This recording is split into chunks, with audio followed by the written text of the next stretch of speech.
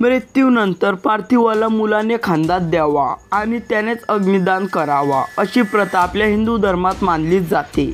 मात्र या सर्व रीतिरिवाजांना फाटा देत अंजनगाव तालुक्यातील कालवाडामृहा येथे एका मुलीने वडील बंडू पाटील काळे यांच्या मृत्यूनंतर त्यांच्या पार्थिवाला खांदा दिला आहे। आपल्या चॅनलवरती नवीन आले असाल तर नक्की सबस्क्राईब करा।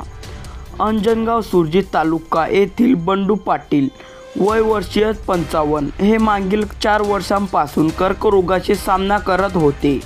अखेर त्यांची मृत्यूची जून 23 सप्टेंबर रोजी संपली। त्यांना पत्नी आणि 3 मुली आहे, त्यापैकी 2 मुलींचा विवाह झालेला आहे। मात्र बंडू काळेंच्या मृत्यूनंतर त्यांच्यावर अंत्यसंस्कार कोण करेल असा प्रश्न निर्माण झाला होता।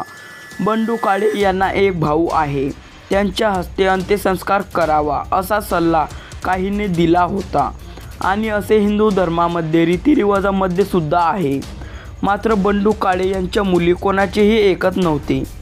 आम्हीच आमच्या वडिलांचा अंत्यसंस्कार करू असा निर्णय त्यांनी घेतला। त्यानंतर काहींनी या निर्णयाला विरोध देखील केला। त्यानंतर कुमारी अंकिता आणि जवायांनी वडिलांना खांदा दिला। तसेच अंकिताने बंडू काळे यांच्या पार्थिवाला अग्निदान दिले। हिंदू रीतिरिवाजाविरुद्ध अंत्यसंस्कार केले हे पाहून काही लोक रडायला सुद्धा लागले होते। तरीही तुम्हाला या व्हिडिओवरती काय वाटते ते कमेंट बॉक्समध्ये आम्हाला नक्की कळवा।